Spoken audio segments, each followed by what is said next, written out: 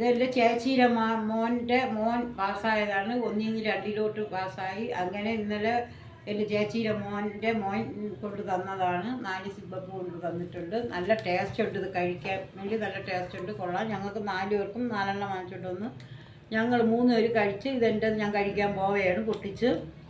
അത് അങ്ങനെ വളരെ സന്തോഷമുള്ള കാര്യമാണ്. കൊച്ചു ജയിച്ചല്ലോ. ഇത് നമ്മളെ വീട്ടിലെ അടുത്ത വീട്ടിൽ വാഴ കുലച്ച് ഒരു കുല മുറിച്ച് ഞങ്ങൾക്ക് ഇന്നലെ ഒരു വെള്ളപ്പഴം കൊണ്ട് തന്ന്. അത് അങ്ങനെ ആ പഴം ഇതാ കഴിക്കാൻ പോവുകയാണ്. ഒരു പഴം ഇതാ കഴിക്കാൻ പോവുകയാണ്. അവളെ അമ്മയ്ക്ക് പഴം കൊടുത്തപ്പോൾ വേണ്ട, അവളെ മോന് പഴം കൊടുത്തപ്പോൾ വേണ്ട. പക്ഷെ ഞാൻ പഴം കഴിക്കും. ഇനി കളയാൻ പറ്റില്ല, കഴിച്ചല്ലേ പറ്റാതെ ഞാൻ പഴം കഴിക്കും. അവൻ കഴിക്കില്ല. കൃഷ്ണയും കഴിച്ചു പഴം, ഞാനും കഴിച്ചു. ആൾക്ക് 2 എണ്ണം ബാക്കിയുണ്ട്. ഒന്ന് മുത്തച്ഛി കൊടുക്കാമെന്ന് വിചാരിക്കണം. ഈ 2 എണ്ണം അമ്മയുടെ മോൻ്റെയാണ്. 2 എണ്ണം ബാക്കിയിരിക്കുന്നു.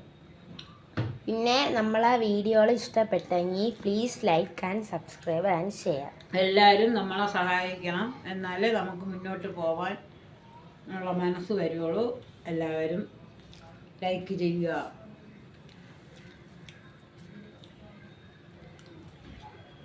നല്ല പഴം, വളമൊന്നുമില്ലാതെ ഉണ്ടായ പഴമല്ലേ.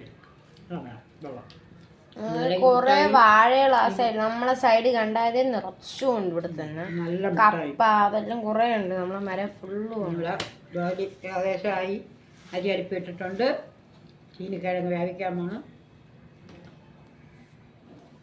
കഴുകി വെച്ചിട്ടുണ്ട്. അതിന് ഇനി വേവിച്ചാൽ മാത്രം മതി.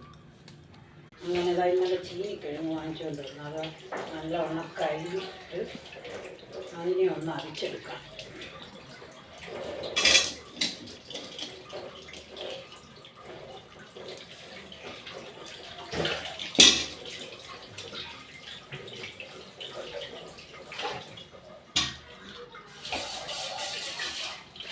ഇങ്ങോട്ടൊന്ന്